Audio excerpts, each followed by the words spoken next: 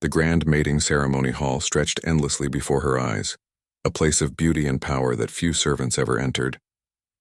Its polished marble floors reflected the flickering light of thousands of candles, and the walls were lined with golden tapestries that told stories of kings and queens long gone. The air smelled faintly of incense and something older, something heavy with magic. Today she was assigned to clean the hall, a task meant for the lowest of the low, but her heart thumped like a drum in her chest as she stepped over the threshold. She moved quickly, almost invisibly, with a small mop and a bucket of water, her hands steady despite the weight of fear and awe. Every sound seemed amplified. The soft scrape of her mop, the whisper of her footsteps, the quiet hum of magic that lingered in the stone walls. She had been warned never to disturb the sacred space, never to leave even a trace of herself behind. But as she worked, a strange thought flickered in her mind. The hall felt alive, as if it watched her, and not just with eyes, but with patience, intelligence, and perhaps judgment. She knelt to scrub a dark corner near the throne, wiping away dust and forgotten stains. Her breath caught as she noticed the carved symbols glowing faintly beneath the surface, shimmering like silver veins in the stone. She had read about such runes in old stories, tales of power and curses, but seeing them alive made her shiver. The air around her seemed heavier, almost pressing down, and she felt the faintest brush of wind even though the windows were shut, and then she smelled it. At first, she thought it was another servant or perhaps a stray animal brought in by the wind, but the scent was impossible to ignore. Sharp, commanding, yet strangely sweet. It made her pulse quicken and her hands tremble. She froze, instinctively lowering her head, wishing she could vanish into the floorboards. She had heard stories of the Alpha King, a man as feared as he was admired, whose senses were said to pierce through lies, masks, and illusions, and somehow she knew he was near. He appeared as if the shadows themselves had carried him. The Alpha King moved silently, yet every step seemed to shake the floor in her bones. He was tall, broader than any man she had seen, his posture absolute, regal, terrifying. His dark eyes swept the hall, calm yet sharp, and when they landed on her, she felt as if every secret she had ever hidden was suddenly exposed.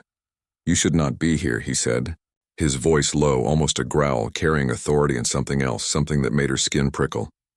I am just cleaning, Your Majesty," she stammered, bowing quickly. Her voice sounded small even to her own ears, drowned by the echoing grandeur of the hall. He stepped closer, and she caught the faintest flicker of surprise, or perhaps curiosity, in his expression. The air between them seemed to shimmer. She could feel it, the pull of something unspoken, as if the hall itself had conspired to bring them together in that fleeting, suspended moment. "The scent," he said softly, almost to himself. "It is unusual, rare." She swallowed, confused and terrified. "My scent?" she whispered, unsure what he meant. She had never drawn the attention of royalty before, and now the Alpha King was speaking directly to her, noticing her in a way no one else ever had. He did not answer immediately. Instead, he circled her slowly like a predator inspecting a new, fragile prey, or perhaps a jewel. She could feel his gaze cutting through her defenses, weighing her, testing her, and for the first time, she realized that her life depended not only on hiding, but on understanding him, understanding the rules of a game she did not yet know she was playing. "You are not like the others," he said finally, almost softly, almost kindly. "There is something different about you. Something forbidden." Her heart raced. Forbidden. She had lived her entire life in the shadows, blending in, unnoticed. And now someone as powerful as the Alpha King had found her, sensed her. Her mind spun with a mixture of fear and fascination. She wanted to retreat, to disappear into the shadows from which she came, but a part of her, small and defiant, stayed rooted in place. He leaned down slightly, and she caught a glimpse of the sharp line of his jaw, the intensity of his eyes. "Tell me your name," he commanded gently. It was a question, but also a test. I am called Leora, Your Majesty," she said, her voice barely above a whisper. Her name felt small and fragile in the presence of such power, yet she spoke it anyway. She felt strangely that saying it aloud gave her strength she did not expect. The king straightened, studying her. "Leora," he repeated it, tasting it like a secret. "You have a rare essence, one I cannot ignore. You may think you are hidden, but nothing escapes me." A cold shiver ran down her spine. She had always thought of herself as unseen, a ghost in the grand palace, yet here she was, caught by someone whose very presence made the air itself tense. She felt both trapped and exhilarated, a sensation she had never known before. "I did not mean to," she began, but he held up a hand. "You do not need to explain," he said, "but you must understand this. Being noticed by me is dangerous. You may survive or you may not. That choice will not be yours alone." Her breath caught. She wanted to run, yet her legs refused to move. There was something in his eyes that made her want to stay, to see where this connection might lead, even though every instinct in her body screamed to flee. He moved away, pacing the hall as if the space itself demanded his attention. She followed cautiously, keeping her mop ready, pretending to work, though every part of her being was focused on him. She noticed the faint shimmer of magic in his presence, the way the torches seemed to flare slightly as he passed, and a quiet understanding settled over her. This was no ordinary man, and this was no ordinary hall. "You will continue your task," he said finally, his gaze softening just slightly, though it remained intense. "But know this, I will be watching, and if you leave a trace, I will find it. And you?" "Yes, Your Majesty," she whispered, bowing again. Her pulse thundered in her ears. As she continued to clean, she felt his eyes on her, though she could no longer see him. The hall seemed alive with his presence, and the faint glow of the runes on the walls pulsed as if responding to some invisible current. She realized, with a mixture of fear and awe, that she was no longer just a servant. She had become a part of something far larger, a silent player in a game of power, magic, and destiny that she did not yet understand. Hours passed. Though they felt like minutes, the Alpha King appeared and disappeared at the edges of her vision, watching, testing, and perhaps learning. She caught fleeting glimpses of his expression, glimpses of curiosity, something almost human, mixed with the relentless force of his authority. And then, as she was finishing the final corner of the hall, she smelled it again, the scent that had drawn him here. It was stronger now, more insistent, and her heart leapt in fear. She dared not breathe too deeply lest it betray her presence further. Suddenly he emerged from the shadows, stepping silently behind her. She froze, knowing that this time he would not simply watch from afar. His hand rested lightly on the back of a golden chair, his eyes fixed on her. "You hide well," he said softly, a trace of amusement in his voice. "But no one, not even the unseen, can escape me forever." Her breath caught, her hands trembling. She wanted to speak, to apologize, to explain herself, but words failed her. All she could do was meet his gaze, and in that moment she understood something profound. Her life had changed forever. The Alpha King, ruler of a kingdom bound by magic and blood, had noticed her. And in his eyes she saw not just authority, but a flicker of something else. Curiosity, desire, perhaps even recognition of her hidden strength. Her heart pounded. She was no longer invisible, and for better or worse, she was now part of the game. The hall seemed to hold its breath, the flickering candles casting long shadows on the walls. Outside, the wind howled like a warning, and inside, the air was charged with a quiet, dangerous electricity. Somewhere deep in the corridors of the palace, destiny stirred, and Leora knew with a certainty that made her blood run cold and her heart race, that her life, and perhaps the fate of the entire kingdom, would never be the same again.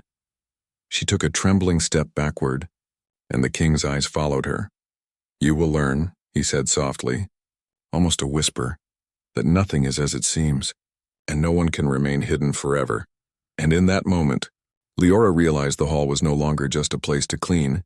It was a place of fate, of power, and of something far more dangerous and compelling than she could ever have imagined. Cliffhanger. The Alpha King steps closer, drawn irresistibly to her hidden scent, and she realizes she cannot hide from him anymore. The quiet tension between them promises danger, and something else, something forbidden. Yet neither of them fully understands what is awakening in the hall tonight. The candles in the mating ceremony hall flickered gently, casting long, wavering shadows that stretched like silent witnesses to the unspoken tension between Leora and the Alpha King. She had returned to her duties, trying to act as if nothing had happened, yet every sound, every movement made her pulse quicken. The king's presence lingered even when he was gone, like a weight pressing against the air itself. She scrubbed the floor more thoroughly than before, her mind racing. How had he sensed her? How had he known her name, her essence, She had always been careful, hidden in plain sight, her life a quiet one of service and solitude. Yet now every step she took seemed measured, watched. Every breath felt like it could betray her. And then she felt it. A brush of cold across her neck, a whisper of movement behind her. She turned quickly, her eyes searching, and there he was. The Alpha King standing at the far end of the hall, his dark eyes fixed on her. "You work well," he said softly, his voice echoing slightly in the vast space. "But that is not why I am here." Leora froze, her mop trembling slightly in her hands. "Your Majesty?" she whispered, her voice small. He stepped closer, each movement deliberate, like a predator circling something fragile yet intriguing. "You have a gift," he said almost to himself, "a power hidden beneath fear and obedience. Most would not survive its weight, yet here you are, unnoticed, unbroken." Leora's heart beat wildly. She had never thought of herself as powerful. She had learned to survive, to move quietly, to remain unseen. And yet the king's words suggested something she had not dared to imagine, that her very presence held meaning beyond her station. I do not understand, Your Majesty," she said, bowing her head. Her hands clutched the mop tighter, grounding herself in the simple act of cleaning, though the floor beneath her seemed less important than the space between them. He reached out slowly, not touching her, but letting his hand hover near the glowing runes carved into the floor. "It is not for you to understand yet," he said. "But know this, your scent, your presence, it calls to me. It stirs things in me that I cannot ignore, things I do not fully control." A shiver ran down her spine. She wanted to step back, to retreat into the shadows from which she had always drawn comfort. But curiosity, that quiet, insistent flame, kept her rooted. She had never been noticed like this, never observed with such intensity. And despite her fear, part of her longed to understand what he meant. Why me?" she asked, her voice barely above a whisper. He paused, his gaze sharp and unreadable. "Because you are different," he said simply. "Because most are easily seen, easily understood. You are not. You hide, yet you cannot truly conceal yourself. There is a strength in you that even I feel, and strength in this kingdom is rare." Leora felt a swell of conflicting emotions, fear, awe, and something more dangerous, something that made her pulse race and her mind whirl. She had always lived in the quiet spaces between power and attention, and now she was being pulled into the light, into the center of something vast and unknowable. The king moved closer, until the distance between them was just a few steps. The shadows around him seemed to deepen, as if the hall itself bent to his presence. "You will learn," he said softly, "that power is not just in strength or skill, but in being seen, being understood, and sometimes being chosen." Leora swallowed hard, her hands trembling. She did not understand what he meant, but she felt the weight of his words pressing against her. To be chosen by the Alpha King was an honor few survived to tell of, and yet in that moment it felt less like privilege and more like a test. "I am only a servant," she whispered. "I have nothing to offer beyond cleaning, obeying." He shook his head almost gently. "No," he said, his voice softer now. "You have more than you know, and you will need it, because the kingdom, and even I, will not always be forgiving. There are forces moving against us, Leora. Forces that seek to exploit weakness and destroy what is rare." Her pulse quickened. She had heard rumors, whispers in the corridors, of magic long bound by rules older than memory, of rebels who sought to overthrow the throne, of curses placed by queens and kings who had fallen to their own ambition. And now she realized she was part of that story, whether she wanted to be or not. What must I do?" she asked, her voice trembling, though her gaze lifted to meet his. He studied her for a long moment, as if measuring her resolve, her courage, her worth. "For now you observe. You learn. You prepare. Your gift, your essence, it must remain hidden until the time is right. And the time will come when you least expect it." A gust of wind swept through the hall, rattling the candles and making the shadows dance like living things. Leora felt it stir her hair, whispering secrets she could not yet understand. And then, just as suddenly, it fell silent, leaving only the sound of her own heartbeat, pounding in her ears. The king stepped back, giving her space, though the tension between them remained, thick and unyielding. "You may continue your work," he said. "But remember, I am always aware, always watching." She nodded, her hands gripping the mop as if it were a lifeline. And yet, despite the fear, a spark of something daring and new had been lit inside her, a curiosity that whispered she might be more than a servant, that perhaps the world held possibilities she had never dared to dream. Hours passed in uneasy silence. The king appeared and disappeared like a shadow. His presence felt more than seen. She moved through the hall, cleaning with a careful rhythm, but every flicker of candlelight, every rustle of her own clothing made her heart race. She had become hyper-aware of every detail, every sound, every trace of herself. And then it happened. A loose rune on the floor began to glow brighter than before, pulsing softly under her hands. She had not touched it, had only walked near it, yet the glow responded to her presence, to her essence. Fear froze her in place. The hall was alive with magic, more alive than it had ever seemed before. She realized then that the king's words were true. She was different, and her presence stirred forces beyond her control.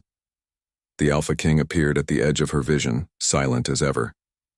He watched her, his expression unreadable, but his eyes held something new. Interest. Yes, but also a spark of something deeper, something that made her pulse quicken and her thoughts spin. "Do you feel it?" he asked softly, his voice barely above the whisper of the wind through the hall. I think so," she replied, her voice trembling. "I do not understand it." "Good," he said, his tone firm but not unkind. "You will not understand it yet, but you must respect it. Control it, or it will control you." A shiver ran through her. She had always been careful, obedient, hidden, but now she realized her life would demand more than simple obedience. She would need courage, wits, and perhaps even strength she had not yet discovered. The king moved closer, stepping into the soft glow of the runes. He watched her silently, the shadows around him deepening, the hall itself seeming to bend to his presence. And then, just as she felt the weight of his gaze pressing on her, he turned and walked toward the main doors of the hall. "You have done well today, Leora," he said over his shoulder. "But remember, the unseen is never truly safe. I will find you always. And when I do, everything will change." She stood frozen, heart pounding, as the heavy doors swung closed behind him. Silence returned to the hall, yet it felt different now. Every shadow seemed alive, every flicker of candlelight a reminder that she was no longer just a servant. She had been seen, noticed, and chosen in some way she could not yet understand. As she finished her work, she could not stop thinking of the Alpha King. His presence lingered in her mind, not as fear alone, but as something else, something intoxicating and dangerous. She felt drawn to him even though every instinct screamed caution, and in the quiet moments, when no one watched, she sensed the magic in the hall stirring again, pulsing with a rhythm that matched her own heartbeat. She realized with both fear and awe that she was part of something larger than herself, something ancient and powerful, and that realization brought with it a question she could not answer. Was she meant to survive this? Or to change everything? The hall, with its glowing runes and shadowed corners, seemed to hold its breath, waiting. And in that stillness, Leora understood the truth. Nothing would ever be the same again. Cliffhanger. The Alpha King's warning lingers in her mind, and the hall itself responds to her presence. Her hidden essence begins to manifest subtly, hinting at a power that could alter the fate of the kingdom, and the king himself. She is no longer just a servant. She is a player in a dangerous game she does not yet fully understand. The mating ceremony hall was quiet, though the candles flickered as if alive, casting long shadows that danced along the golden walls. Leora stood near the center, her hands trembling slightly, yet her posture was straighter than it had ever been. The Alpha King's warning echoed in her mind. The unseen is never truly safe, and when I find you, everything will change.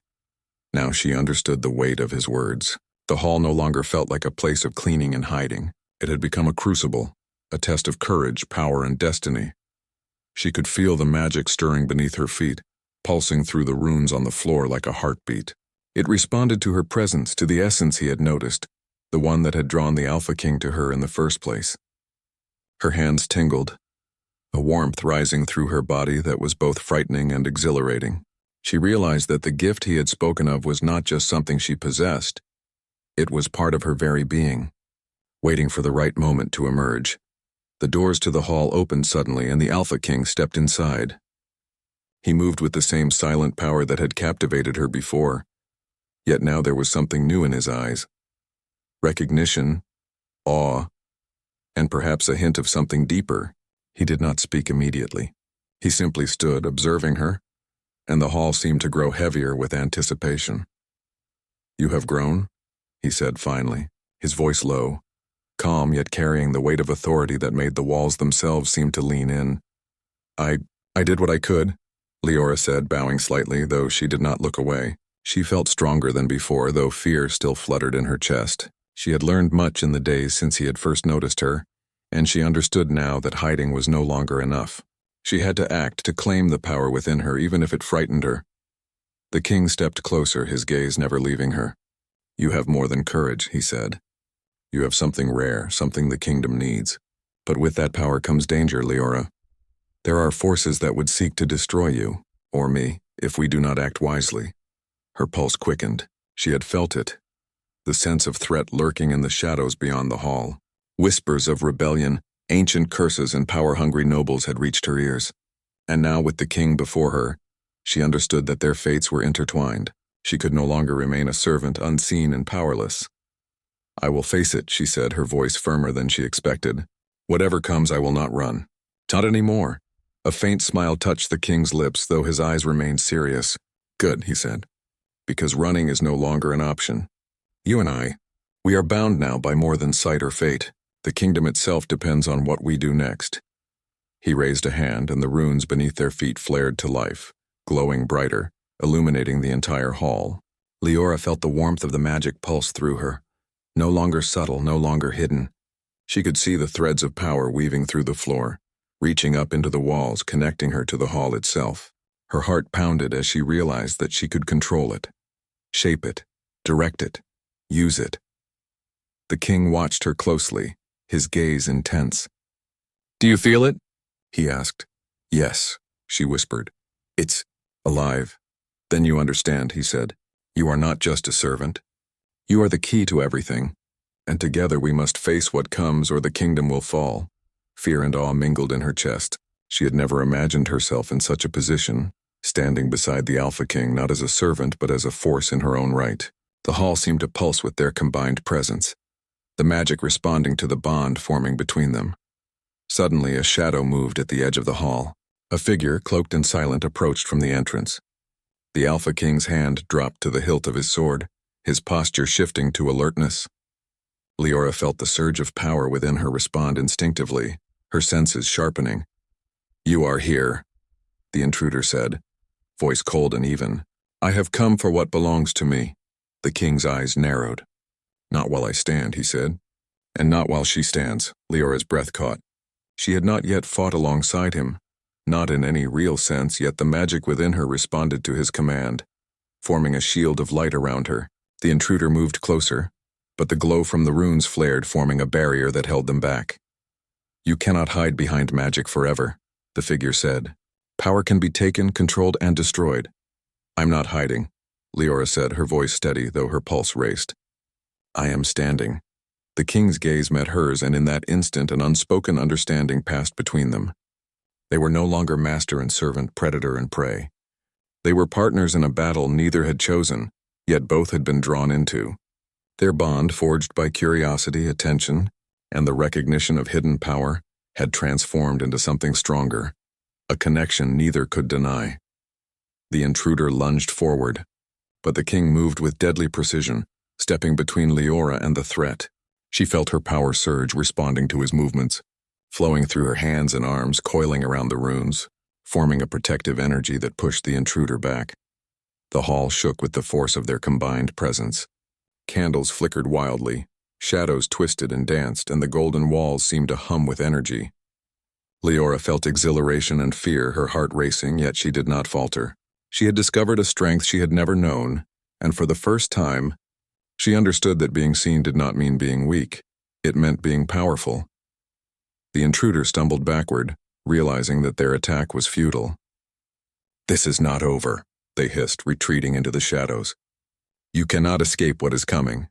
The king's gaze followed the figure, then returned to Leora. "You see?" he said softly. "Even the shadows fear what you can become. Even those who seek to destroy us recognize that you are not ordinary. You are rare. and that rarity will change everything. She nodded, her hands still glowing with the magic that now seemed a part of her very being. I understand now, she said. I am not just a servant. I am something more, and I will not hide anymore. He stepped closer, his presence overwhelming yet comforting. No, he said, his voice low, carrying both command and admiration. You will not hide, and together, we will face whatever comes. The kingdom, its people, its magic, all of it depends on us. Leora felt a warmth rise in her chest, a mixture of fear, pride, and something deeper, an unspoken bond that had grown between them through days of observation, tension, and discovery. She realized that the king, for all his authority and power, had been as moved by their connection as she had been. He was not just drawn to her essence, he recognized her strength, her courage, and the potential to shape their shared destiny. The hall seemed to pulse around them, the runes glowing in response to their unity. Leora understood that the magic had chosen its wielder, and she had accepted it. No longer hidden, no longer afraid, she was ready to step into her role, whatever it might demand. You are ready, the king said finally, his hand brushing near hers, not touching, yet close enough that the energy between them sparked. The ceremony, the challenge, it begins now, and together we will face it. A sense of calm settled over her, mingled with anticipation. She was no longer alone. She had been seen, recognized, and empowered. And in that moment she understood that destiny was not something that happened to her. It was something she could shape. Side by side with the Alpha King, the candles flickered one last time, shadows stretching toward the far corners of the hall, as if the entire space held its breath. Leora took a deep breath, feeling the warmth of her magic and the weight of her courage. She stepped forward, toward the center of the hall, toward the unknown, knowing that whatever came next, she would not face it alone. And as the Alpha King fell silent beside her, watching and waiting, a new chapter began, not of fear, not of hiding, but of power, connection, and the promise of something extraordinary that neither of them had expected. The mating ceremony hall was no longer just a place of ritual or tradition. It had become the crucible of their destiny, a stage for courage, magic, and the bond that had grown between servant and king, unseen and unstoppable, hidden and revealed. Together, they would face whatever the kingdom demanded, and perhaps in the process, change everything. Cliffhanger.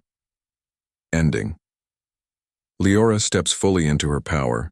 The Alpha King recognizes her as an equal, and the kingdom watches as their combined strength and bond reshape the future. The story closes on a mythic cinematic note, leaving readers imagining the adventures and challenges that await them beyond the hall.